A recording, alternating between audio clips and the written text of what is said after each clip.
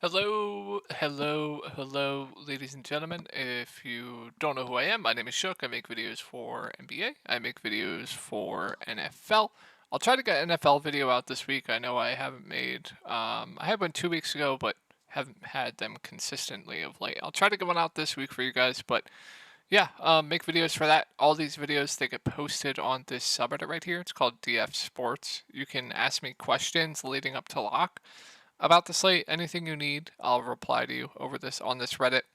And if you ever need to get a hold of me privately, you can do so on Twitter right here or through Reddit Messenger. Either or is completely fine.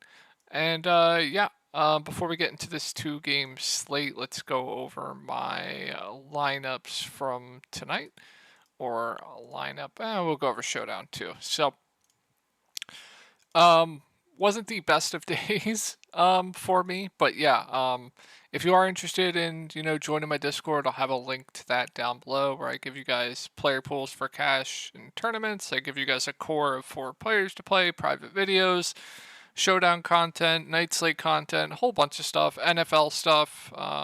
That'll be linked down below as well. We had someone win like $20,000 in NFL tonight, just absolutely wild. But yeah, or where is my? I did two oh I forgot to switch my other lineup. Wait, where is? I did the same lineup twice, but with Peyton Pritchard in one and Andrew Nemhard in the other.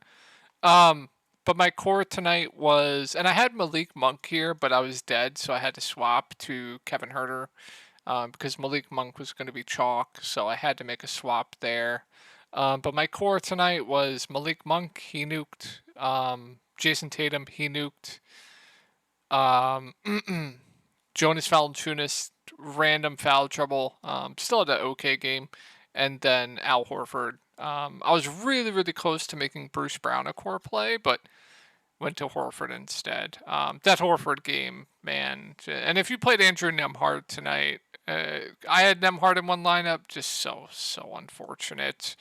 Showdown didn't go too well. My core for Showdown was Malik Monk, Jonas Valanciunas, and Domantas Sabonis. So overall, a not so good day, but NFL did well. My take for NFL today, I know this is NBA, was to play the Bengals. Jamar Chase was my core play. Browning was a core play for me, and ETM was a core play. Yeah, we had someone win $20,000. It's absolutely insane stuff over there. But let's get into this breakdown of the two-game slate. So, as always, guys, when we have shorter slates, I can go more into the rotations of teams. This is addmorefunds.com. I definitely suggest doing this after every night, after every team plays, to study how each team is playing. It can help you gain a little bit of an edge, especially for these smaller slates. So, one thing I will say before we get into this breakdown is this is the quarterfinals of the in-season tournament. We could see some rotations tighten. We did see that with the Pacers tonight. They ran basically a 7-man rotation. So that's one thing I will say. We could see a uptick in minutes for the main guys and a little bit of tighter rotation. So going over at the top, I think Brunson, Randall, I think both are solid plays. I think the matchup is much, much better for Jalen Brunson.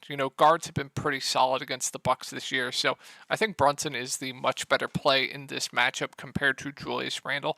I actually think Brunson's going to be lower owned than Randall as well because Randall's been the one being a lot more consistent of late and the one smashing of late. Where Jalen Brunson has had, his ups and downs, but still with an insane ceiling. So the matchup is much, much better for Brunson, and I think the field is going to gravitate towards Randall. So for me, Brunson is the much better play between the two, but I think both are solid options. Both are going to play around 40 minutes. Both are going to stuff the stat sheet. I think both are solid. Like I said, I think I much prefer Jalen Brunson. Now, with RJ Barrett, they did troll his minutes last game, or the past couple games actually. They have been giving upticks in minutes to Dante DiVincenzo and Josh Hart off of the bench. So for me, RJ Barrett at 6.2K. I think he's an interesting tournament play just because I don't think a ton of people are going to want to click on him because of the minutes of late. But we know RJ Barrett, if he's playing well, they will extend him, and he does have slate breaking upside at this price point on a 2-game slate. So I think RJ Barrett's an interesting tournament play solely for that reason, but just a tournament play for me. Mitchell Robinson is a really, really tough spot going up against the Milwaukee Bucks, but we know he also does have slate breaking upside on a 2-game slate. He has 40 fantasy point upside at this price point. If he goes for like a double-double with a couple blocks and steals, as long as he stays out of foul trouble, he should play low to mid 30s minutes, which makes him an interesting tournament option as well. I don't love the price point. I don't love the spot, but once again, it's a 2-game slate. You're going to have to play some plays that you're not comfortable with. So RJ, Mitch, I'm definitely intrigued by for tournaments. And then we get into the value. So taking a look at the rotation last game, and it was a similar rotation 2 games ago. Dante is playing more minutes off the bench of late, and so is Josh Hart. We know Isaiah Hartenstein's going to get the backup 5, and Emmanuel quickly has been the one losing minutes of late. Now, looking at Emmanuel quickly at, where is he? 5.2K. I think, once again, kind of like with RJ Barrett, I think there are times where he will gain minutes and he can break the slate. We know he's a really good point per minute guy. We know he's a high usage player off the bench. I don't think anyone's going to want him. I think more often times, seeing the rotation the past 2 games, he's probably going to be overpriced at this price point. But if he plays well and gets extended off of the bench on a 2-game slate and has, like I said, really high usage off the bench, good point per minute, and can go for, 30 plus any given night when he does get 20 plus minutes, I definitely have interest for tournaments. I don't think anyone's going to want to click on him tomorrow. And then the values. So I think Josh Hart's very, very safe. I think we get around 30 minutes off of the bench. Stat sheet guy. I have no issue with him. I would say a little bit overpriced, but very, very safe. And I like Dante for value. I think regardless, he's probably going to get around 20 minutes. And if he gets like 22, 23, he's definitely going to grade out as a pretty solid value play on this slate at 4.4K. So I do like me some Dante. I think he's a solid value. And then Quentin Grimes should get low 20s minutes. Really, really bad usage, but it is playable. If you do need the value, it's a 2-game slate. It's fine. I don't necessarily see the ceiling. So if he's someone who's going to be popular tomorrow or going to get ownership because obviously he is in the starting lineup, then I would just like to fade. But he is playable for salary relief. And then I don't think I'll be going to anyone else. I think that'll wrap it up for the Knicks. Let's move on to Milwaukee. So Crowder, Connaughton are going to continue to be out for this game. Looking at the past rotations or last game from the Milwaukee Bucks, obviously, Malik Beasley's role in minutes right now have been really, really solid. He's basically playing 40 minutes a game. Giannis, we know he's going to play big minutes. The difference from Giannis this year compared to last year with Bud is Bud would limit his minutes earlier in the season. So this year we're actually getting like decent minutes from him in the early regular season, which is good to see. Middleton obviously still on a limit, and then we know Dame's going to play big minutes. We know Brooks going to play around low 30s minutes. Guys off the bench, we know Campaign's probably going to be in the rotation and probably play teens to high teens minutes. We know Bobby Portis is going to get low 20s. I would say this rotation is probably going to be similar to what it will be tomorrow. And then MarJon's going to get some minutes with the other wings out. So Giannis, point per dollar, not my favorite spot up on the slate. I don't like the matchup going up against the Knicks. This game environment doesn't seem great, but it's Giannis. It's a 2-game slate. The raw points are going to matter. He has the highest floor. He has the highest ceiling on the slate. He's playing big minutes, so I have no issue if you want to go to Giannis. Obviously, he stands out as one of the best spot-ups on a 2-game slate. Now, I like the spots better for like Devin Booker, but I think Giannis is always going to be a good spin up, especially on the 2-game slate. He's probably going to be popular and for good reason. So I like Giannis here at the top. Don't think we have to take too much time there. Dame's fine. More of a tournament play for me. Should play huge minutes. Him, Giannis, basically going to take all the shots. Not my favorite play. I think a bit overpriced still, but playable on a 2-game slate. Brook Lopez is 6.4K. Should get low to mid 30s minutes. Does have upside. Good shot blocker, can go for like 5 blocks in a game. That's when he really does have a ceiling. If he has a game where he just doesn't go for any blocks or steals, like you're going to need him to put up like 20 points and like a few rebounds, like 6, 7 rebounds to really pay off this price point. So playable. Don't love the price point, but playable. Chris Middleton, I'm intrigued here.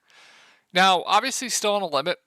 I don't know if they'll increase his minutes just from the in-season tournament, but we know he's a good point per minute guy. We know he's well north of fantasy point per minute. I haven't looked at his rates this season, but he's definitely over 1 fantasy point per minute. So, if you think they increase his minutes for this in-season tournament, then I would say he's too cheap. But if they keep him on his limit of like 25 minutes, then I would say he's overpriced.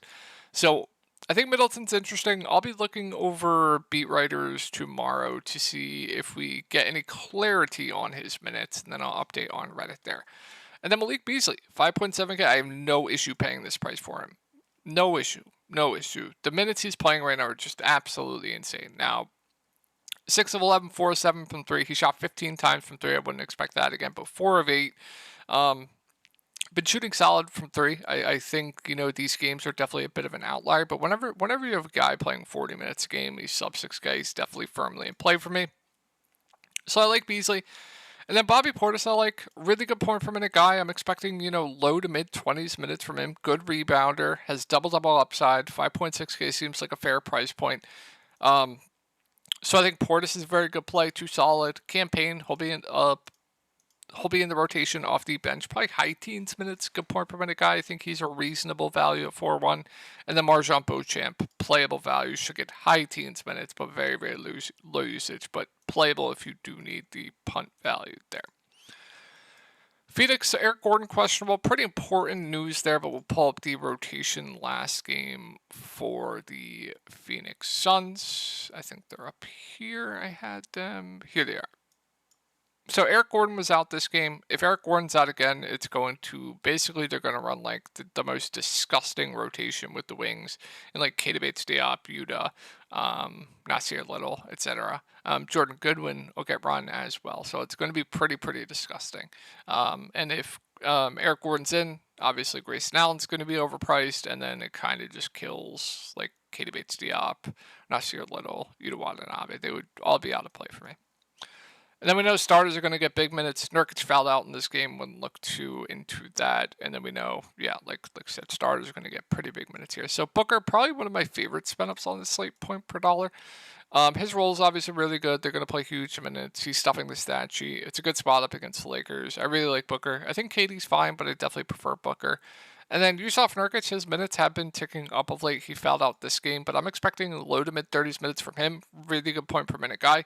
I still think he's a bit too cheap for the minutes he's been getting of late, kind of like a Jonas Valanciunas. So I think Nurkic is a solid play. If Eric Gordon plays, it kind of takes like all these value plays out of play for me outside of Josh Okogie. I think Okogie stands out as one of the better value plays on the slate right now. And like I said, if Eric Gordon's in, Eric would be overpriced. I think Grayson would be overpriced. Keita Bates-Diop, all these guys would be out of play for me. I will mention Drew Eubanks will get the backup 5. I think we get around 12 to 15 minutes from him. He's a good point per minute. I'd say he's a bit overpriced, but I think he's a okay to solid value on this slate. If Eric Gordon's out, then obviously, Grayson I think would be a fine play. Should get low 30s minutes. Scoring dependent, but would be fine. And then I'd feel better about a Koji, Goodwin. He'll get high teens to low 20s off the bench. I think he's priced right for that role though. Don't think I'd get to him at this price point, but for your like 150 maxers, 20 maxers, it's fine. And then Okogie would be a little bit better. I still think he stands out as one of the better value plays on this slate. And then if you want to take darts on guys like Keita Bates-Diop, Nasir Little, Yuta Watanabe, you can, but they're more large field tournament darts for me. All right, Rui probable. We have Vanderbilt probable. LeBron questionable, but LeBron is going to play. So with Rui back, Rui is out this game, so we'll see what they do. Also, Vanderbilt was back, first game back, but he's on a limit, and they moved Cam Reddish back into the starting lineup, plus the game blew out. So you saw more minutes for Max Christie in the fourth because of the blowout. And then with Rui back, I would expect Wood to not really play. Vanderbilt, we'll see. Still be in the rotation, but we'll see there. Obviously, Jackson Hayes only got run because of blowout, and then Christie got more run because of the blowout. So AD LeBron, I think I prefer AD to LeBron. I think both are fine spend ups, very very safe. But AD definitely prefer to LeBron James on this slate. He's just the better point per minute guy, has a higher ceiling. So like AD is a spend up, that doesn't mean you can't play LeBron. Like if LeBron's lower owned, that's completely fine. I just much prefer AD.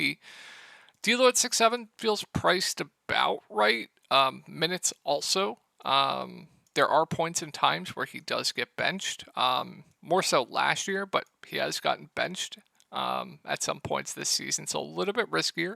I would say he's priced about right, but a fine play. Stat sheet stuffer, fine. Austin Reeves, a bit pricey for my liking with Cam Reddish back and starting. Reddish, that is. So don't really have too much interest in Austin Reeves on the slate. Cam Reddish lost some minutes due to the blowout last game. I think we get around 30 from him, which makes him a fair value. And then Torian Prince, I think we get around 30 minutes from him, which makes him a fair to solid value. Like Reddish, Prince, they're both fine for the slate. And then with Rui back, like I said, we'll keep an eye on if he's going to be limited. I don't think he would with a nasal fracture. So we'll see there. And then Christie, I don't know, high teens minutes or so, fine value. And then Vanderbilt, but keep an eye on what they do with his limit. If they say they're going to increase his minutes, then I have interest. If he only plays like 15 minutes, again, he's just a dart for me. So I think that's going to wrap it up for the slate, guys. Hope you guys had a good night tonight, and I will talk to you all on the next one.